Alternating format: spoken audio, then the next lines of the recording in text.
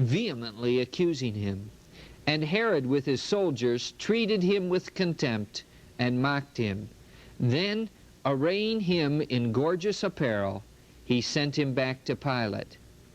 And Herod and Pilate became friends with each other that very day. For before this, they had been at enmity with each other. Herod had wanted to see Jesus and appreciated the fact that Pilate sent him over. And this gesture on the part of Pilate endeared him to Herod, and they became friends. Here we have them putting on Jesus the robes of a king, bowing down to him, mocking him, making fun of him as a pseudo-king, and then sending him back to Pilate. Really no trial whatsoever. We continue now in Luke chapter 23, verses 13 and 14. Pilate then called together the chief priests and the rulers of the people and said to them, "You brought me this man as one who was perverting the people. And after examining him before you, behold, I did not find this man guilty of any of your charges against him. Neither did Herod, for he sent him back to us. Behold, nothing deserving of death has been done by him." So we now have Pilate again trying to get Jesus excused. There was a custom which played into their hands at that time. They usually freed one of the political prisoners at this time to please the crowd. And Herod said that you have a custom that Pilate said, you have a custom, I release someone. Shall I release Jesus? But the crowd did not want that, and we find what they did want. And we'll go now again to Matthew in verse 16 of chapter 27. And they had then a notorious prisoner called Barabbas. So when they had gathered, Pilate said to them, "Who do you want me to release for you, Barabbas or Jesus, who is called the Christ?" For he knew that it was out of envy that they delivered him up. And now the plot is complicated because Pilate now gets a message from his wife. He's on this judgment seat. Nobody else, friend, can interrupt you then, but your wife can always do it. And so his wife sent a note. Have nothing to do with this righteous man.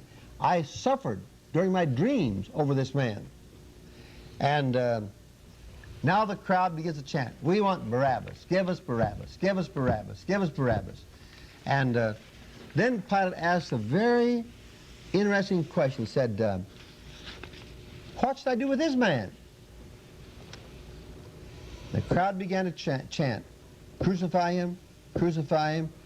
And for the third time now, Pilate says, "What evil has he done? I didn't find any crime deserving of death. I will release him."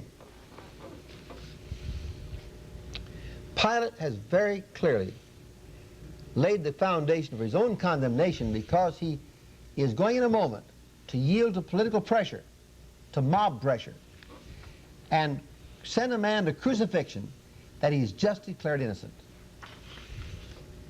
This is a manifest miscarriage of justice. However, if he's innocent, he shouldn't be punished, but he was hoping that punishment in the way of a whipping would satisfy them. And so we read, we're coming back now to John 19, beginning in verse 1, and we'll read down through verse 7. Then Pilate took Jesus and scourged him. And the soldiers plaited a crown of thorns and put it on his head, and arrayed him in a purple robe. They came up to him, saying, "Hail, King of the Jews!" and struck him with their hands. Pilate went out again and said to them, "Behold, I am bringing him out to you, that you may know that I find no crime in him." So Jesus came out wearing the crown of thorns and the purple robe. Pilate said to them, "Here is the man." When the chief priests and the officers saw him, they cried out, "Crucify him! Crucify him!" Pilate said to them, "Take him yourselves and crucify him, for I find no crime in him." The Jews answered him, "We have a law, and by that law he ought to die, because he made himself the Son of God." When Pilate heard these words, he was the more afraid. He entered the praetorium again and said to Jesus, "Where are you from?" But Jesus gave no answer. Pilate therefore said to him, "You will not speak to me? Do you not know that I have power to release you and power to crucify you?" Jesus answered him, "You would have no power over me unless it had been given you from above. Therefore, he who delivered me to you has the greater sin." Here again we find Pilate clearing Jesus of any guilt. He is afraid of him because he is speaking about a world to come. And when Pilate says, "Don't you know I have power over you?" Jesus said, "It's given to you. And those that have given it to you, they have more responsibility. He who's delivered me to you has the greater sin." And Pilate tried to release him. But the Jewish people cried out, "If you release this man, you're no friend of Caesar's." Now this is a threat. That is, we will report you to Rome. And we will say there was a man out here who was trying to take Caesar's place. And you didn't deal with him. We're going to accuse you of not putting down a man inciting rebellion. This is the one thing the Romans would not put up with. When they threatened him, Pilate then knuckles under, having declared Jesus innocent now 4 times. He knuckles under and he says, sits down in a seat. They bring a basin. He washes his hands. And he said to the Jews, first of all, "Here's your king." And they said, "We have no king but Caesar." This is ironic, because most of these were very much opposed to Roman rule.